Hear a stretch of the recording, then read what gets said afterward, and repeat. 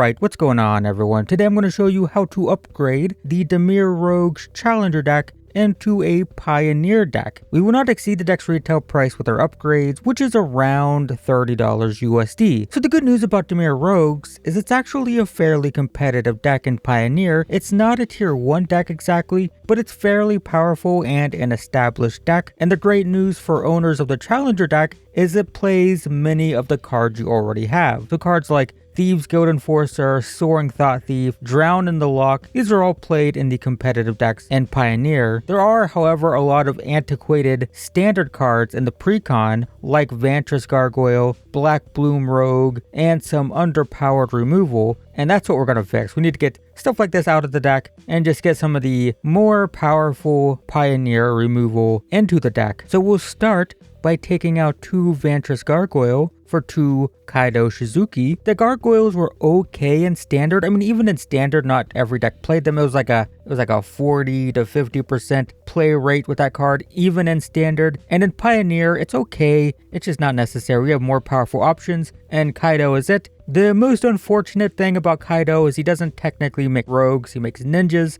It's just so close to being perfect, but he can very consistently draw for free. Not only does he make an unblockable ninja, but a lot of your rogues have evasion, so even if the token dies, it's very easy to hit the opponent for free, then draw without the drawback of having to discard. You could almost look at this as like a Phyrexian Arena sort of, that doesn't cost a life, right? It's 3 mana, and it's going to draw you a card every turn, typically. And remember that Kaido, he phases out the first turn, so you can always play him, make a token, he's going to phase out, so he's not going to get attacked, and then you get to draw, which is great. Next, we'll take out the 3rd Vantress Gargoyle for a Spell Pierce. So the funny thing about rogues is there aren't a ton of high quality creatures. This isn't your typical tribal deck where you're playing like 30 creatures. A lot of the decks can play like 10 to 15 creatures, maybe even less. And this is a perfect example of that. We just want to take this gargoyle out, which is okay, kind of slow, but it's fine. And we're going to replace it with just a solid removal spell, which is what this deck typically plays. This deck is a tempo deck. It's sort of like Azorius Spirits, but Azorius Spirits tries to get creatures down first and then protect them. And this deck is playing removal first and then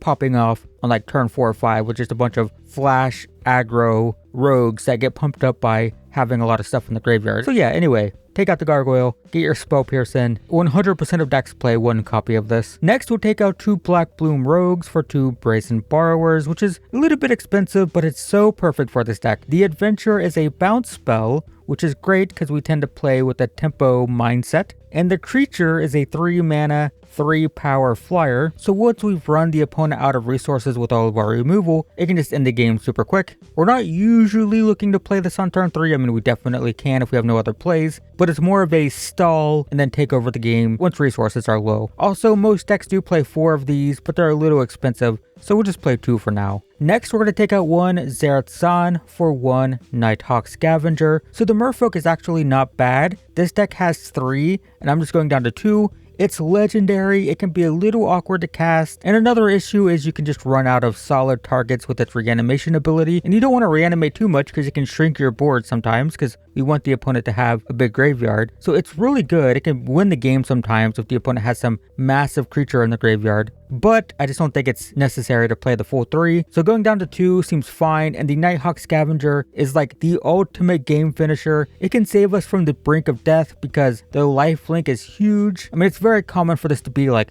5 to 7 power with flying and lifelink, so it not only ends the game quickly, but it can bring us back against like red aggro and stuff. I personally think this card is super underrated, and I'm perfectly happy playing the full 4. Next, we'll take out 2 Bloodchief's Thirst for 2 Fatal Push. And I will say that I can consider this somewhat optional. Fatal Pushes, they're played more frequently because the instant speed is important, and since Pioneer is so fast, it hits the majority of the creatures in the format anyway, so it's definitely recommended. You can save a few bucks by sticking with the budget Bloodchief's Thirst, but with our budget, I think we can play a couple of them, and I think that's fine. We can also take out 2 Eliminates for 2 Go for the Throat. Eliminate is nice since it can hit Planeswalkers, but Go for the Throat is nice to have against decks with bigger creatures. It's nice to have an answer to a big green creature, for example, and we don't usually struggle with Planeswalkers too much because this deck is so evasive, there's so much flying, there's so much unblockable, that if a Planeswalker is a problem, typically we can deal with it pretty easily. So I'd rather play the more powerful removal spell and deal with Planeswalkers with my creatures if necessary. Finally, we can take out 1 Malakir Rebirth for 1 Into the Story, and this is actually free because we have 2 of these in the sideboard, and I'm going to be taking them out of the sideboard, so you can take your 1 in the side and move it into the main. The Rebirth is okay. The best part about this is it's a land, but the effect of the spell, it's not very reliable without sacrifice outlets. I mean, sometimes it can work, but it's just hard. I don't want to be holding up mana for this, hoping that, things line up and we can use it effectively. And Into the Story, on the other hand, just draws a bunch of cards for 4 mana. It's an instant, so we hold it up. We have so much instant speed removal. We have rogues with flash. So we hold up our mana a lot with this deck, and, casting it end of turn is not a big deal, so it's pretty useful. Before moving on to the mana base though, I want to talk about some of the expensive cards that don't quite fit in our budget, the big ones being the 2 extra Brazen Borrower, in addition to Fairy Mastermind and Tiny Bones. All 3 of these really highlight how these rogue decks function, which is that they care about control magic and card advantage. The Mastermind lets you draw cards if the opponent draws extra cards, and you can also force the issue with the activated ability, and Tiny Bones lets you cast stuff from your opponent's graveyard whenever you commit a crime, which happens often considering half the deck is removal. All of these are great, they're just kind of expensive unfortunately. Some decks also play Forsaken Miner, maybe 50 to 60% of decks play this. It's okay, right? It can reanimate when you commit a crime, but I just don't really find it totally necessary. Like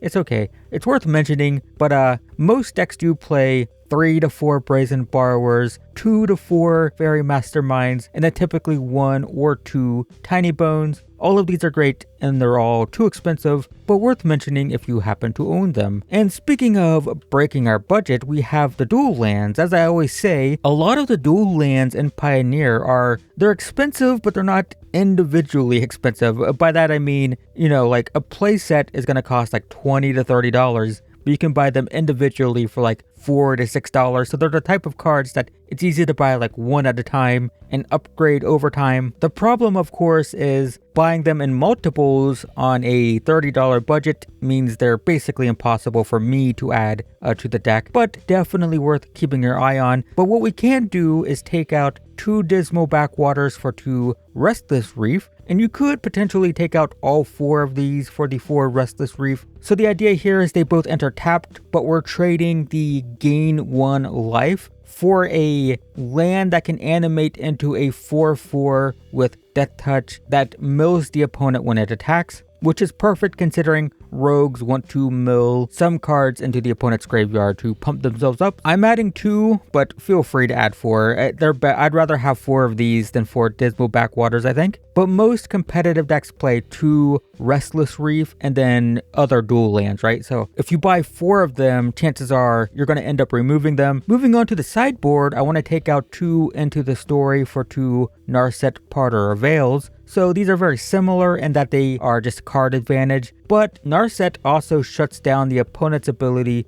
to draw extra cards, which can actually be pretty brutal sometimes. A lot of blue decks are hurt by that. She doesn't get as many cards, but she does dig, right? She digs 4 cards deep, so you can still find good stuff, and you can sometimes activate her multiple times, or she soaks up some damage when the opponent starts attacking her instead of you. So yeah, it's not bad. And you can move 1 of these Into the Stories into the main board for free. Next, I want to take out 1 Duress for 1 Disdainful Stroke. So we still want to play a couple Duress. We're going to keep a couple in, but Disdainful Stroke is great against some of the combo and mana ramp decks in the format. This can really punish decks like Lotus Field Combo, for example, and for that same reason, we'll take out 1 Cling to Dust for 1 more Disdainful Stroke. So just like Duress, I want Cling in the sideboard I just don't need as many copies as we currently have. We can cut one for our Disdainful Stroke. I think that's absolutely worth it. And I will say that while we don't have the budget for it, something to consider is cutting the Pestilent Haze for something like Path of Peril. These are pretty similar, but the Path is more commonly played just because it hits more creatures. For now, we'll leave the Haze in, but I would be looking at Path to Peril. You could also on a budget play